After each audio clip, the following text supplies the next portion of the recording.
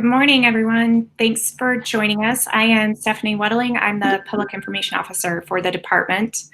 Um, Today, we're going to talk about any questions you have related to COVID-19. I sent you all a document with the guidelines and also a link to the form where you can submit questions. We received a lot of questions from you, and so we have decided to combine anything that is similar. We hope we can answer all of your questions throughout this session. We do only have an hour, so we're going to try and get as much done as we can. If you have questions throughout the session, please just continue to submit them through the form. Mike, I'm going to let you go ahead and talk about the guideline document. Thanks. Thank you, Stephanie. Again, good morning to everyone. It's been some interesting times we've been in. Certainly, the last couple of days have been crazy. I'm up here on Capitol Hill looking out at the Capitol, and I live just behind the Capitol, for those of you that didn't know that. And it was eerily quiet last night, but it hasn't been the case the last couple of days, as you've noticed. There's been some interesting things going on downtown, and but it's really been interesting to watch how we've gotten through that. The same thing with an earthquake and a pandemic. And so that's kind of what this document talks about is although we've had some challenging times, we've also have a great story on how we've gotten through those challenging times. And so I wanted to just go through and talk about what DTS looks like going forward, maybe answer, as Stephanie said, some of your questions, and see how best we can look after everyone's well-being and tell that great story about how we got through these challenging times. As you can see, we're following all of the guidance that we can from the governor's office, from DHRM, the CDC, the Department of Health, to make sure that everyone is safe. That is our paramount responsibility, is to ensure the safety of the employees. And so I don't know how you could do that in a riot. Sometimes that would be an interesting challenge, but certainly we can address those things as it relates to a pandemic. And so that's kind of what we wanted to go through today, is this document about what returning to work looks like, what that means. Actually, if I can just throw out a blanket statement, I don't think it looks too different than it does at the moment, where we are still going to encourage teleworking. I guess I don't know how to emphasize that enough, is that we were on a great trajectory prior to this. The Lieutenant Governor really pushing a telework initiative. We had been pushing that here at DTS. We had been thinking about how to organize our new space at the TSOB with telework in mind.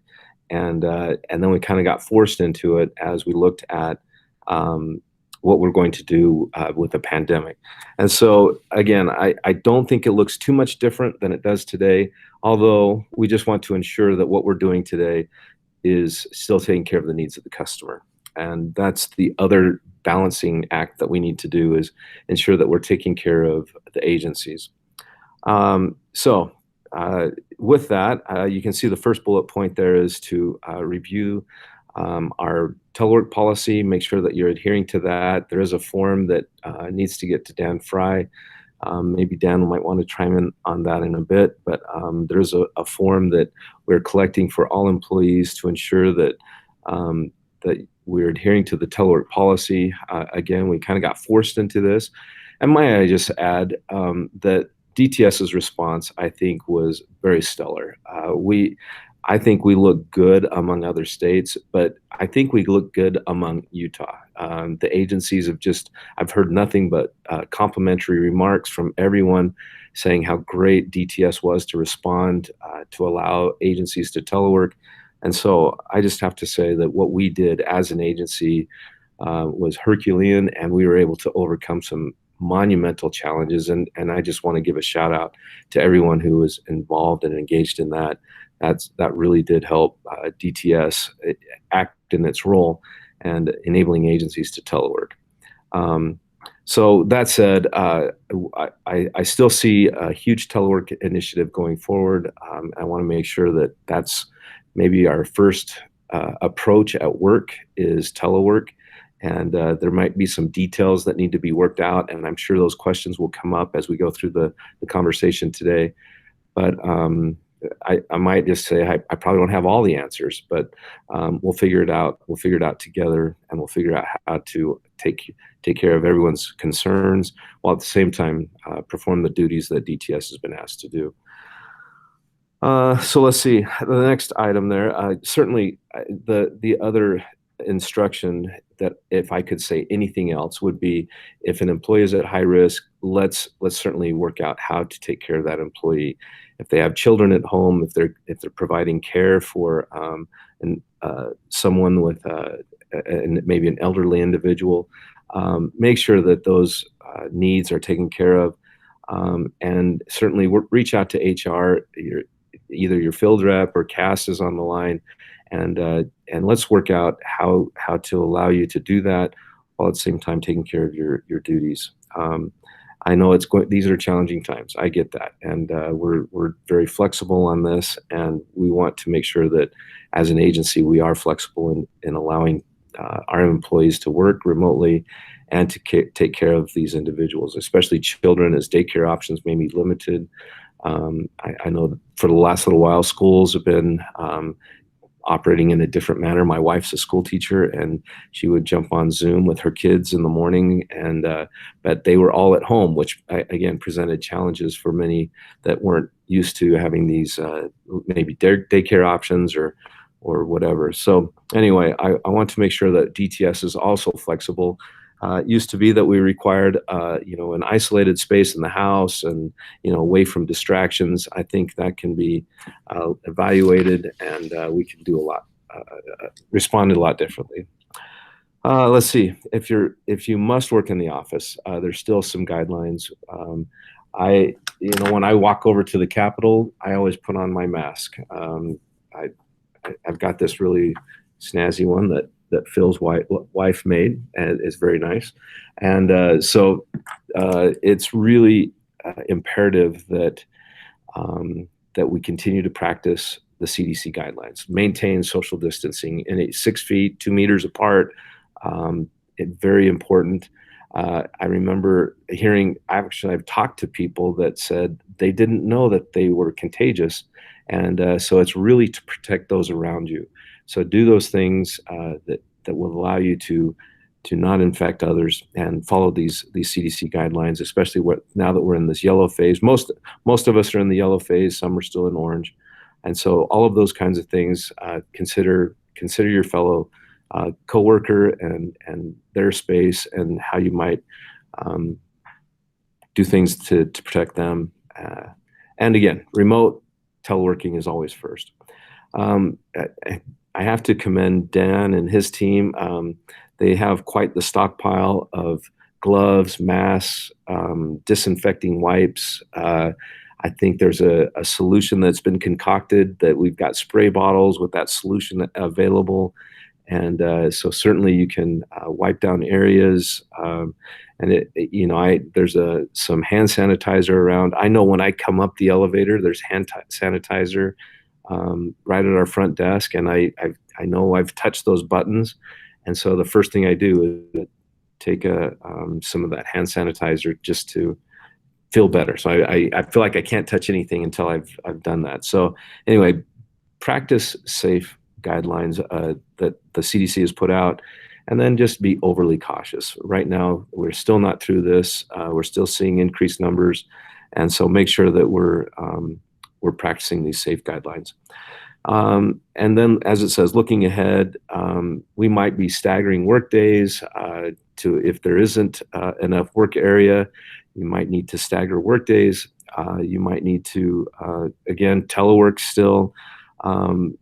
We're really focused on making sure that our employees are safe. DFCM is focused on additional cleaning efforts, and like I said, DTS will also be providing gloves, masks, cleaning solutions, and hand sanitizer just about everywhere. Let's see. If you don't have a face mask for you or your family, a great thing that has been stood up is a mask for every Utahn, and it's really taken off. Actually, John, before I go on, would you mind just sharing? I'm putting you on the spot, but I know maybe you could speak to some of those numbers early on. I still don't have my mask that I ordered just to process. I got mine. The team, the coronavirus website team, and a few of the application engineers and developers, along with some of the hosting engineers, we got a request to get 2 million masks, a mask for every Utah, up and running as soon as we could. They had just a few days, got everything up and running, and last time I checked, it was easily over 1 million masks have been ordered. And with that, deliveries, I received mine. I think I was early in. I received mine, and it's a pretty slick operation. I know that as those masks come in, they get those envelopes filled, and then they get those out to everyone. But I'm starting to see them around. But great job to a bunch of people that have just been working together, getting things up very fast. It's always good when technology doesn't get in the way. That actually assists everything, and that's one of the goals that I have, to make sure we get those things done. But kudos to that team. I'd name them, but I don't want to embarrass them, and I'd probably leave somebody off who was working on it. But a great thing there that was stood up quickly. But tons of orders, tons have been shipped, and they're going to continue that. I know they still have a goal of 2 million masks, so I know they're moving towards that. Thank you, John. Yeah, it's again another Herculean effort by many to pull off some amazing feats. And then, as you can see on the document there, if you're worried about being tested, you can get tested. I haven't been tested personally. My daughter has. She works in the governor's office, and it was interesting. She walked into a press conference, and they scan everyone walking into the room for their temperature, and she was just a little warm that day, and so she went got tested. Results came back very quickly, and it was not a pleasurable experience, but still, if there's concerns, there's tests available, and you can follow that link to get how to get tested and what you might do there. As a matter of fact, I'm hearing others now that have had the antibody test and tested positive and didn't even know they had it. Many folks here in Utah. I remember hearing Donovan Mitchell and Rudy Gobert, for instance, say, they were ready to go play a game of basketball, and yet they were infected. So I think the spectrum of symptoms is all out there, and certainly want to make sure that if you have any concern, and again, please do not come to work sick. That is not what we're trying to do. We're trying to protect our employees, and that's the purpose of this call today, is how we might think about how we come back to work, taking care of the agencies, while at the same time, number one, to take care of our employees. And let's see, high-risk individuals. We're concerned just as much as you are if you fall into that category. So again, please reach out to HR if you have any concerns. We'll work out what to do. We can work with the managers, make sure that those job duties are taken care of, and that we're not jeopardizing anyone's health at this point. So maybe at this point, Cass, I see you're on the line. Would you mind talking about some of the paid leave and mental health resources, and maybe the last few of those? Sure. Paid leave. So many of you might remember that, was it April 1st? The law passed for the Families First Coronavirus Relief Act, which provides 2 weeks of paid leave for employees who are getting tested, have tested positive, or have other illness issues related to COVID-19. So that's still there. If you do get sick, or if you have to take care of somebody who's sick, reach out to us. We can help you implement that pay for you. Also, for employees who have ongoing childcare issues throughout the summer. There is still the emergency FMLA, which allows you to take the FMLA for childcare purposes. Of course, like any other FMLA, you can take this intermittently. So if you're watching the kids on Mondays and Wednesdays and somebody else is watching them on Tuesdays and Thursdays, you could take that intermittently. So reach out to me or our HR specialist, John Gardner, and we'll make sure that we get just set up with that and work with management to get that rolling. So those are some options for you. In terms of you and your families and mental health during this, remember we do have an employee assistance program through Blomquist Hale, and you don't have to go into the office to see them. They have some remote and virtual options for you. I believe there's a link to those resources.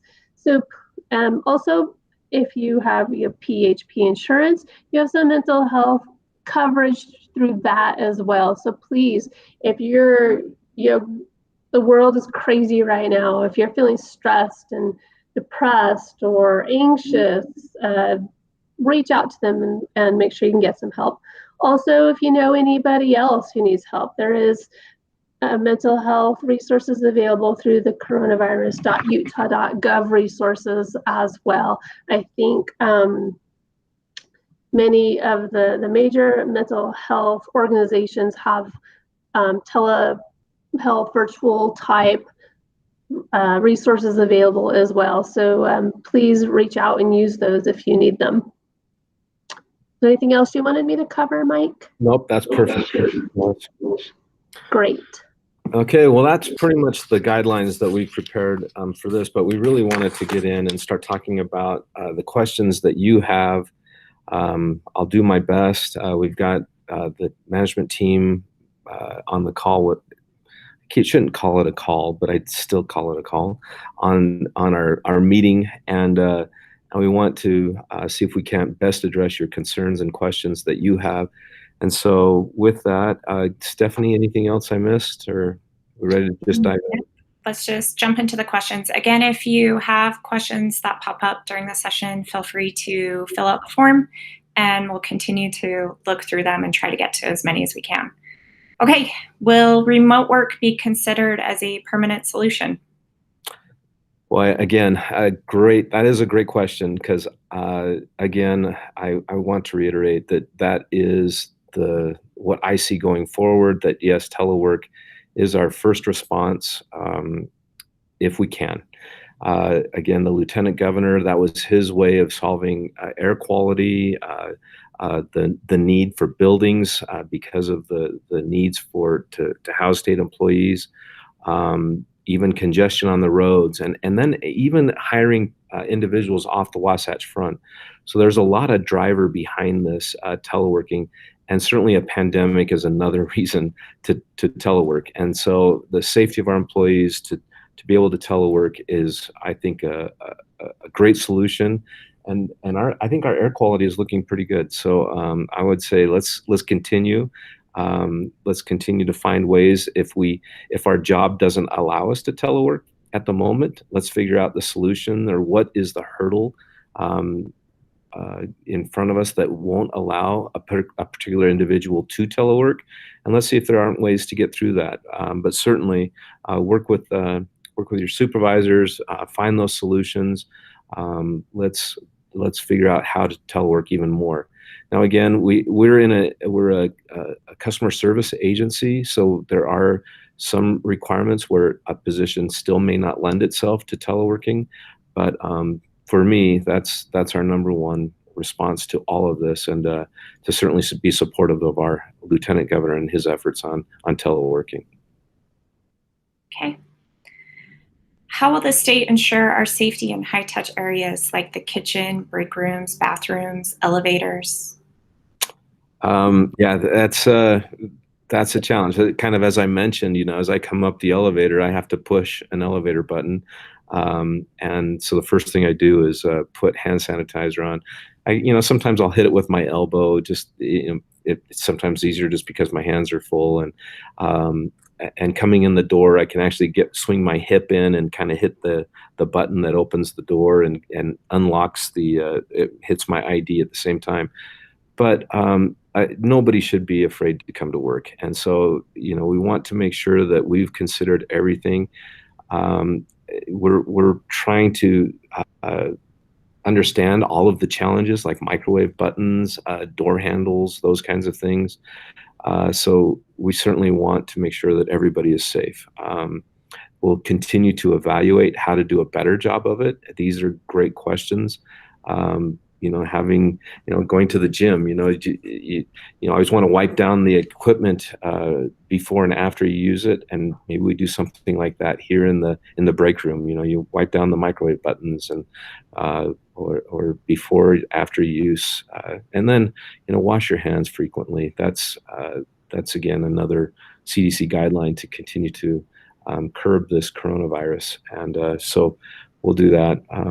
Anything I missed from the team that might bring in insights? Okay.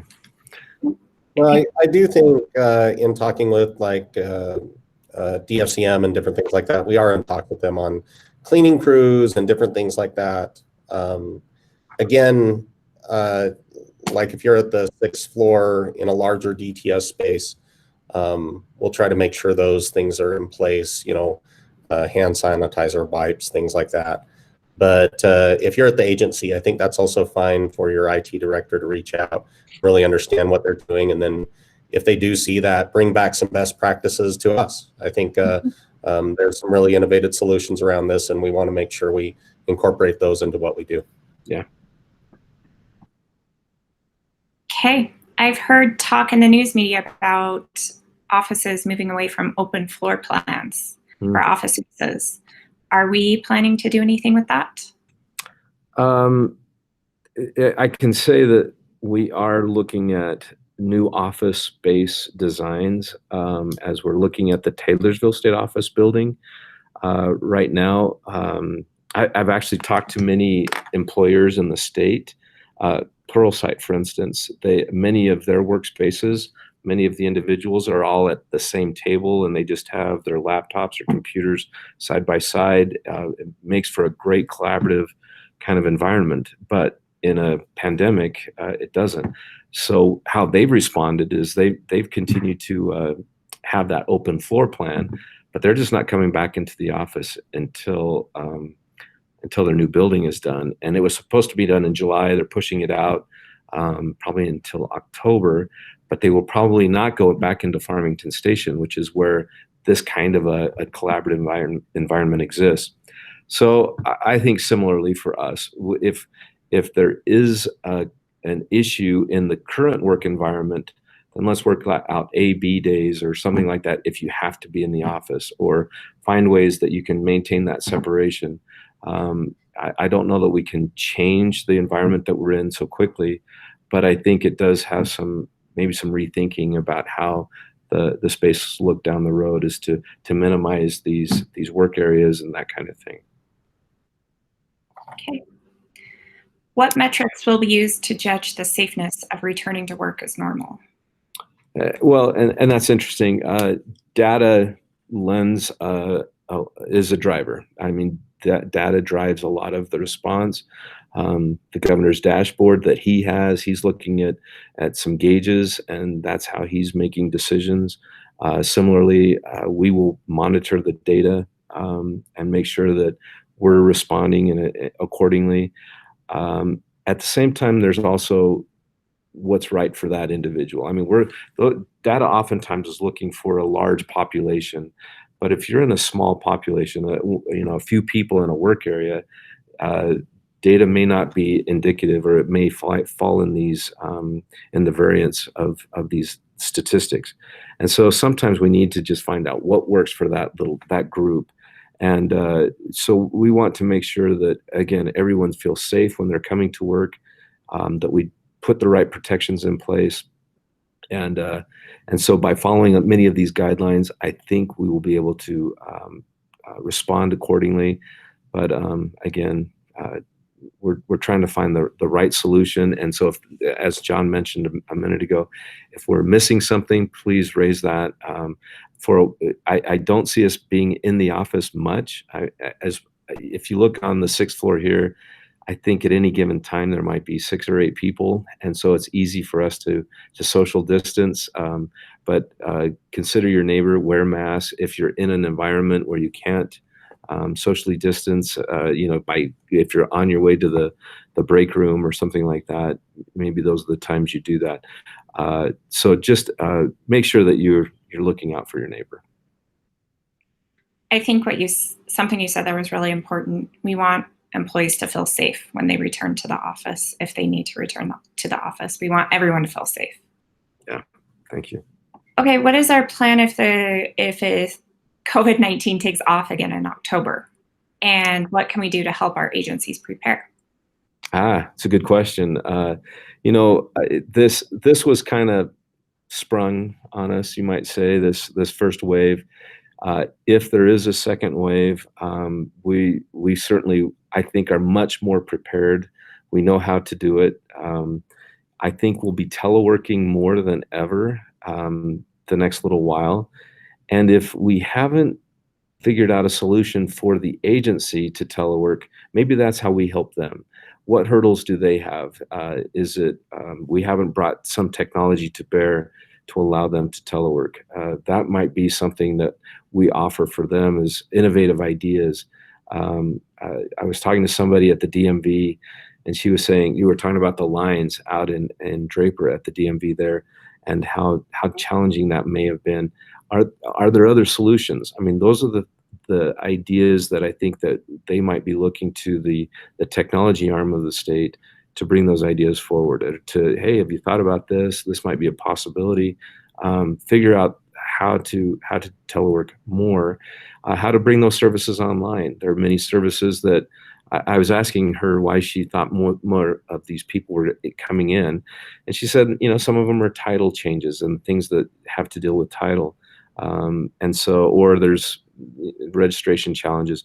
But have we at the state thought of ideas that might allow for that, so that those can be moved online, so many of these people didn't have to get in line?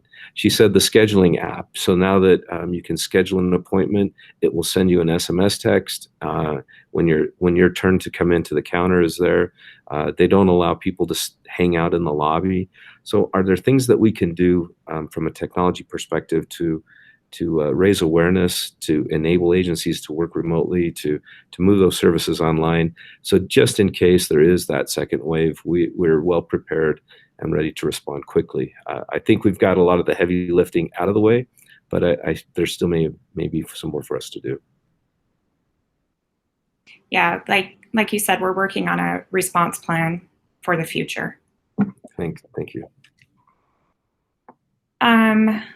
Okay, do you know of any DTS employees that have had the coronavirus? I believe we've had one, and this particular individual was not infected at work, and this person has recovered. But that's the only person that I know of as far as DTS employees. I know there have been many others. As a matter of fact, I saw on the news this morning that they shut down 2 DABC stores because an employee tested positive there. And so I know that's a risk, and we'll continue to do what we can to provide that safe work environment. But so far, I have heard of no DTS employees that were contracted the coronavirus at work. But again, that's something that we want to continue to do. But yeah, I only know of the one individual. Okay, what plans are in place to ensure coverage and provide protection for other employees if a worker contracts COVID-19? That is a good question too. Where it might provide some challenges for those teams, where if they're down an individual, I'd say the managers have some interesting work ahead. It's like in hockey when there's a power play going on, everybody, you're a man down. How the rest of the team steps up to take care of that. I think that it put some additional work on us to get through these difficult times. Hopefully, when the dust settles and the fog clears, that we'll feel better for what we've been able to accomplish, and looking after our coworkers, covering for them if they're challenged with health or with whatever sickness.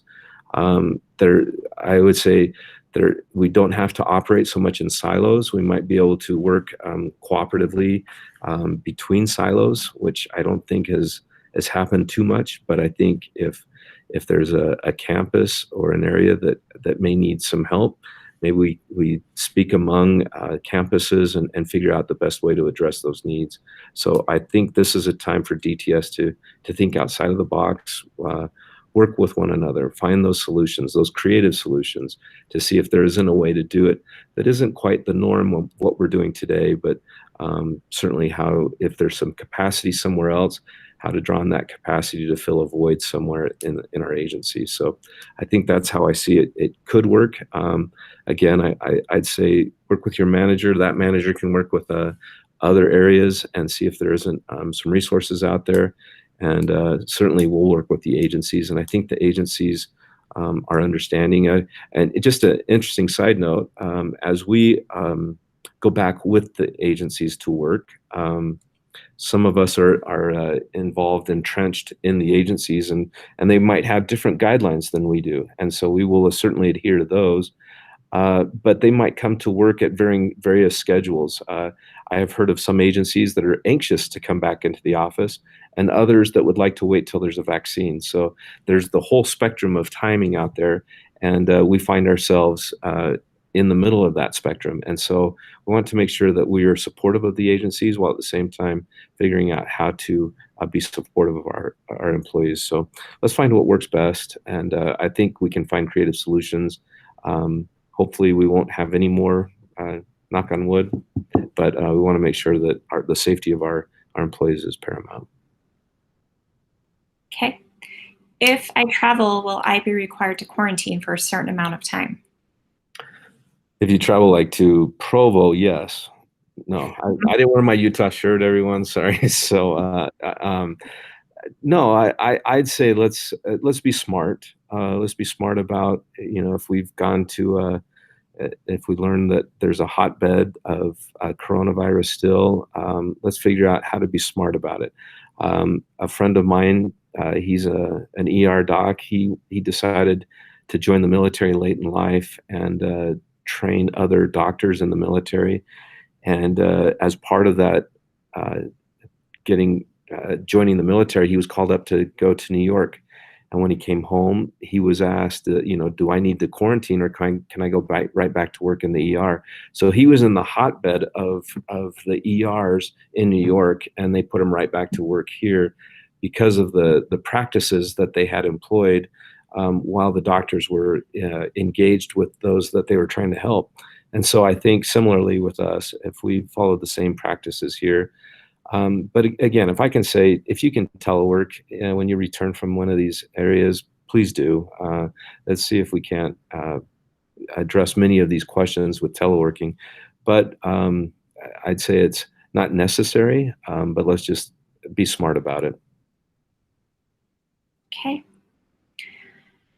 How will employee screening be done at locations? Again, that's interesting. We've bought some thermometers, some no-touch thermometers for areas. Again, I have to commend Dan and his team in the great work that's gone on in procuring so many vital equipment and PPE for our employees.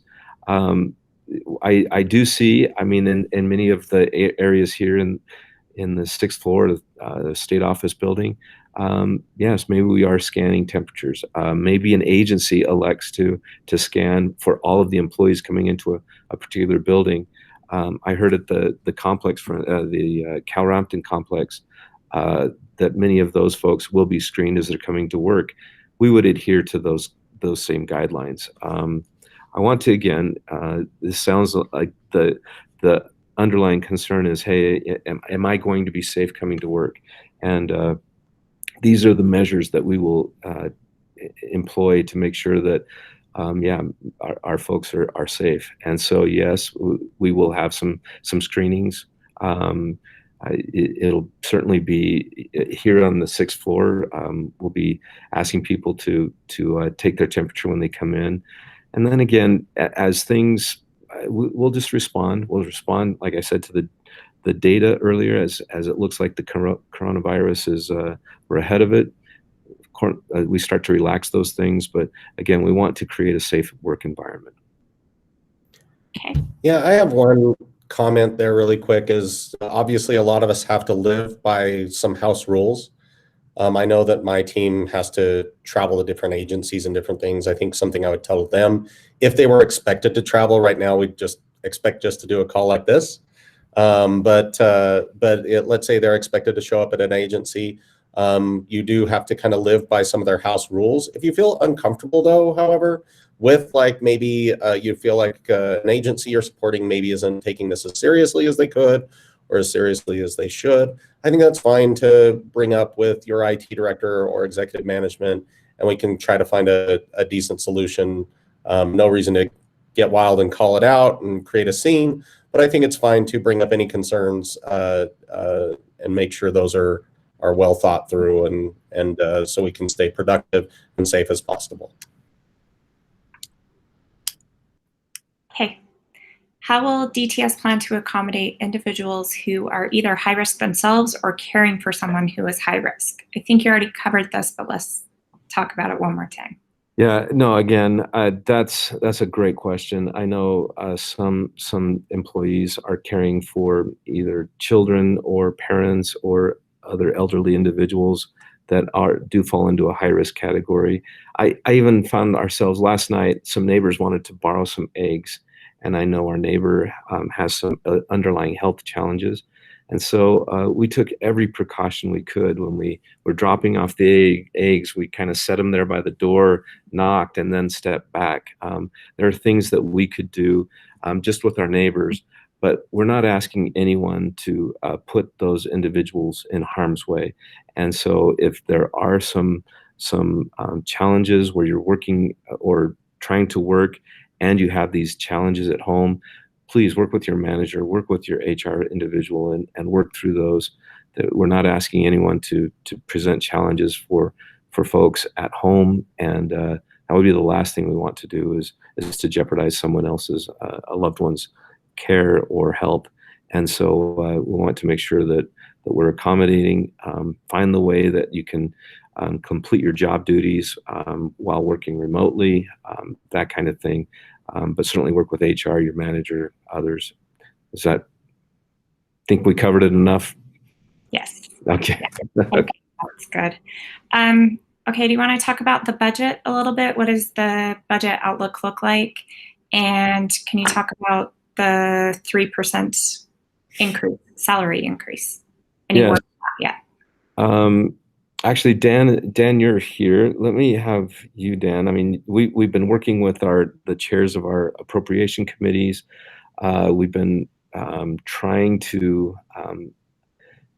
We're in a difficult time. The state, it has cost the state money. We don't know what the revenue estimates are just yet, but we are making cuts, and there's still some uncertainty until this special session occurs in January, mid-January. There will still continue to be some uncertainty, but we are getting some indicators as to what they're doing, and we've offered up some challenging cuts for us. But again, at the same time, when they're trying to cut $2 billion out of the budget, those cuts you can feel those. So Dan, maybe you can speak to some of that as well. I think, as you said, we're going through the cutting process like all agencies, and I think most employees have heard about the 2%, 5%, and 10%. All agencies need to come up with cuts of 2%, 5%, and 10%. And the reason they do that is they don't know exactly how much we need to cut as a state. So they have these different scenarios. So when they do have what the taxes come in at, then they'll know how far to cut. As far as the COLA, we do not know if employees will be getting a COLA come July 1st of the 3%. It's again on the chopping block as a potential, but until June, we won't know exactly. Yeah, as much as I'd love to see that COLA be part of our incentive package for employees, we've had some guidance that as a matter of fact, in an early special session, they said, just pretend your budget is the same as it was the prior fiscal year. And so that's the guidance, the guiding principles that we've been operating under, which would mean that the COLA wasn't there. But again, if the revenue estimates and the taxes come back, and depending on how things look for the state, it's certainly unknown, but it could be there. So. Yeah, and I think we'll know more in a couple of weeks. I believe they're talking about a special session in mid-June at some point. So we'll hopefully know more. As soon as we know something, we will definitely let you know. As of right now, we just don't know what the budget looks like. Keep doing what we're doing. No travel, no tuition reimbursement, no unnecessary purchases at this point. Yeah. Oh, can I add something to that, Stephanie?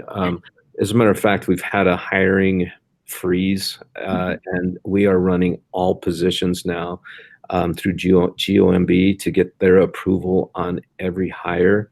And so that's the scrutiny currently that all agencies are going through, where we're trying to get ahead of this budget challenge that we have in front of us. So it is a great question, because there is it's an understanding of what the state's dealing with, but it is a hard reality that the state is facing, and so everything is scrutinized at this point to very specific detail. So, okay. And maybe I should just add, because some employees have approached me, should they be nervous? Right. And I think we should just say that all of our 2%, 5%, and 10% cuts, there was nothing in a reduction in force in any of those cuts. Yeah. Great point. And the legislature has been very sensitive to that. They really don't want to have employees impacted. So right now, our 2%, 5%, and 10% does not include any layoffs or anything like that. Can I also add, I think you just said something great, Stephanie, is that as we're getting a feel for what the legislature might do, it was interesting in our committee meeting last week when we presented these 2%, 5%, and 10% cuts.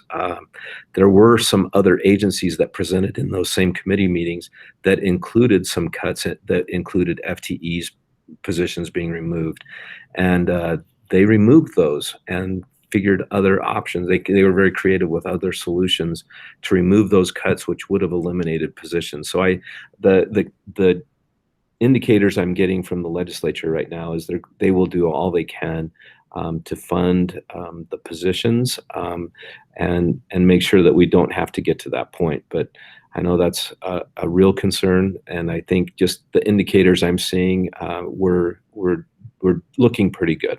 So, thanks, Stephanie. Thanks.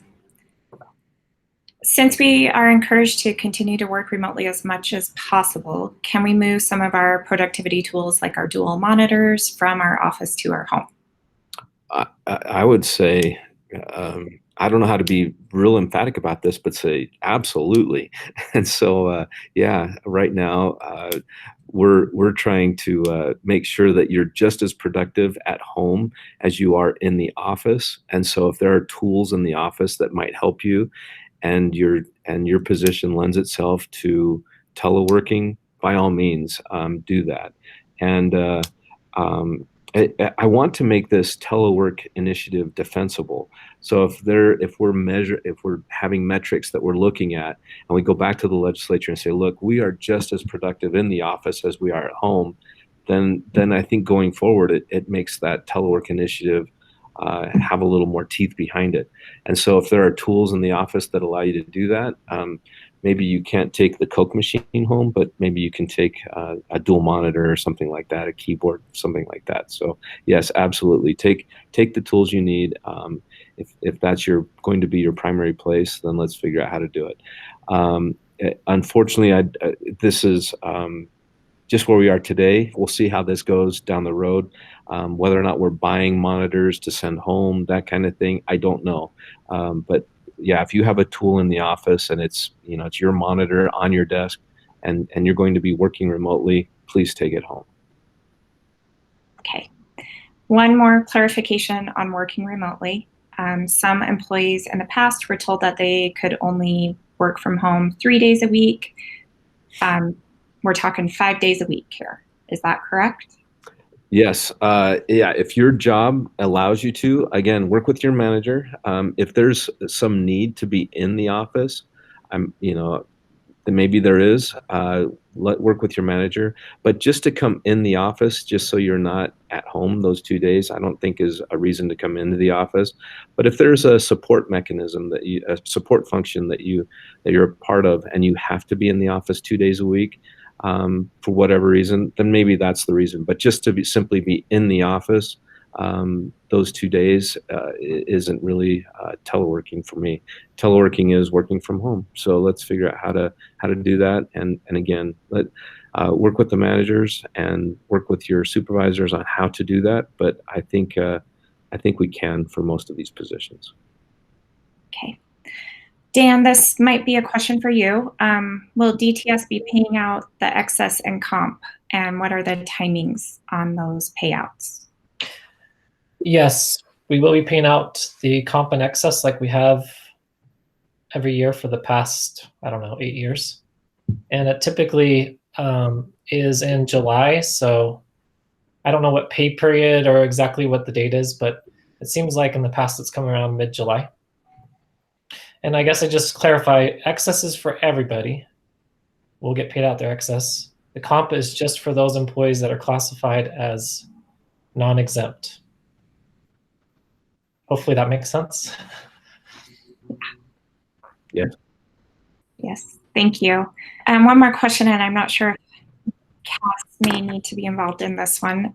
Will an exception be made to let employees carry over hours over the 320 hours of annual leave at the end of the year due to travel restrictions right now?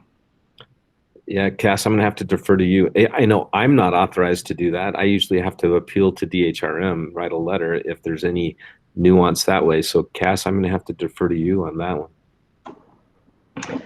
I haven't heard of any kind of exception that would be made to that. I don't know if it's on the table, if they're looking at it.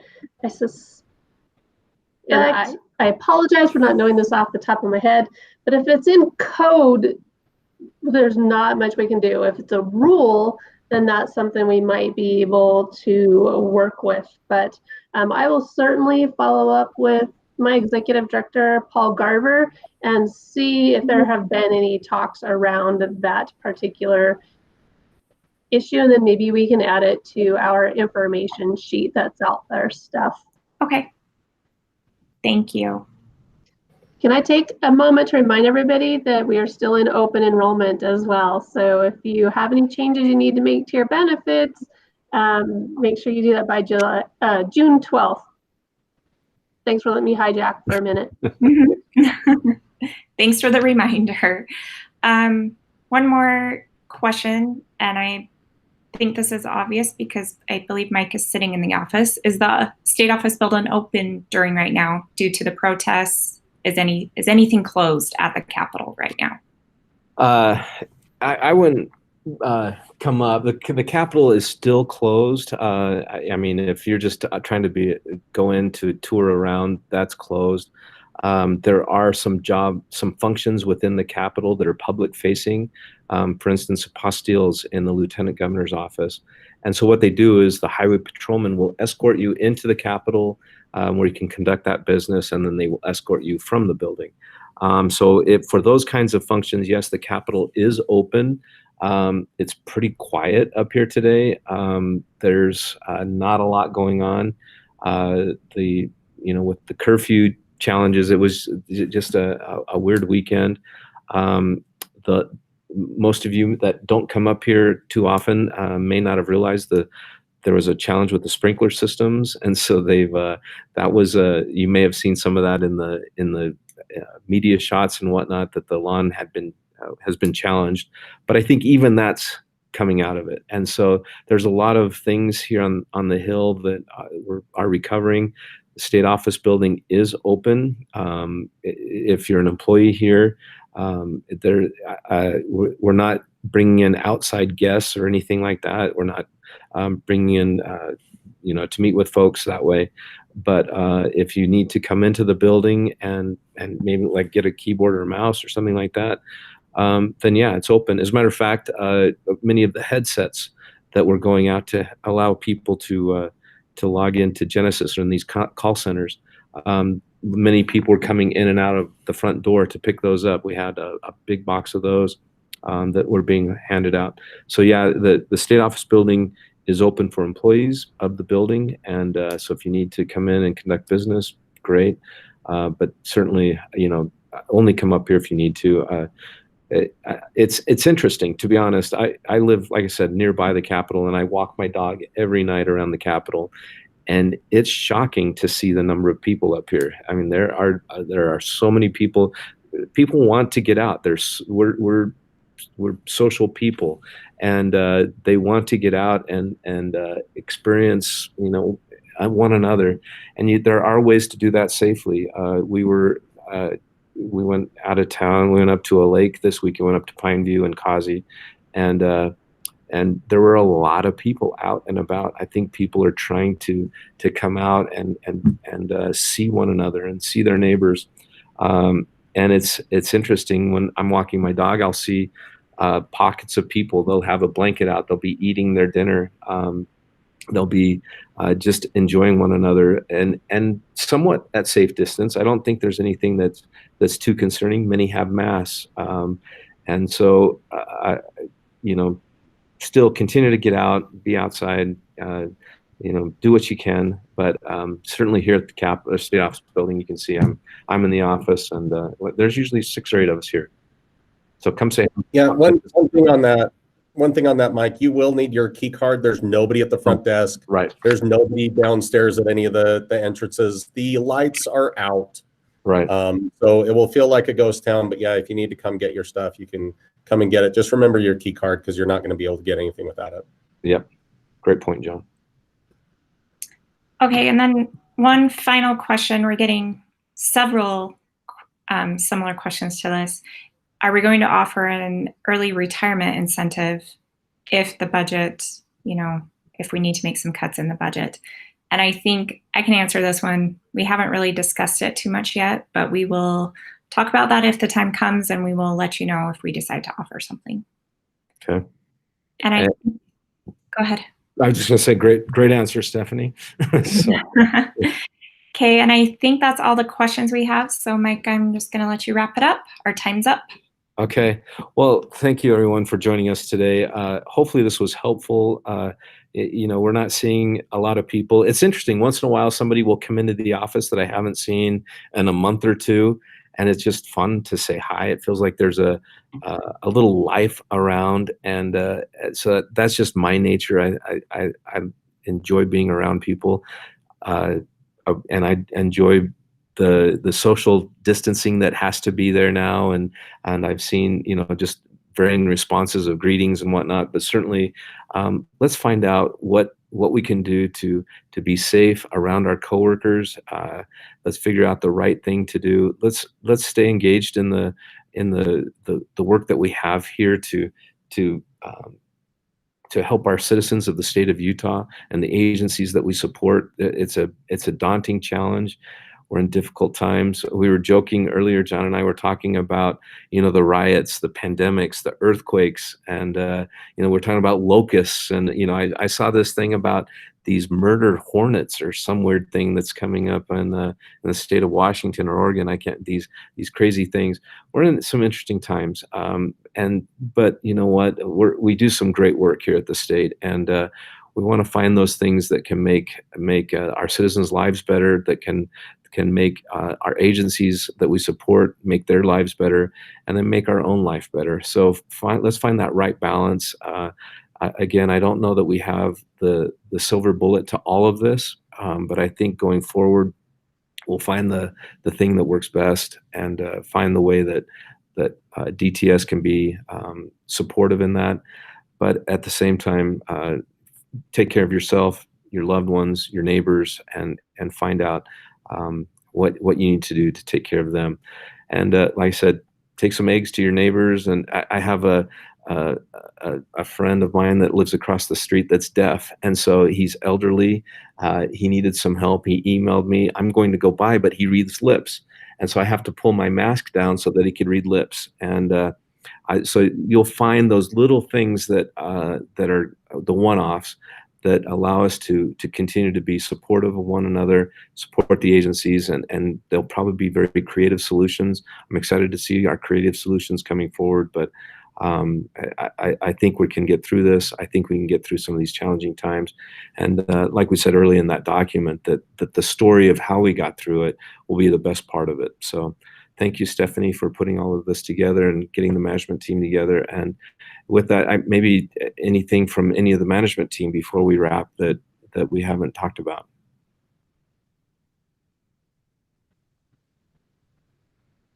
No, I think we're good. I think one thing just to keep in mind is there's been a lot of focus on where we work.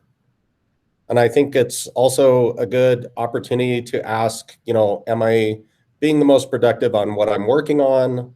Why am I doing this? Why, why the how I work, all that type of stuff. If there's new ways to do things and interesting ways for us to either work better together, get better delivery, get technology out of the way, and really make our agencies' lives awesome.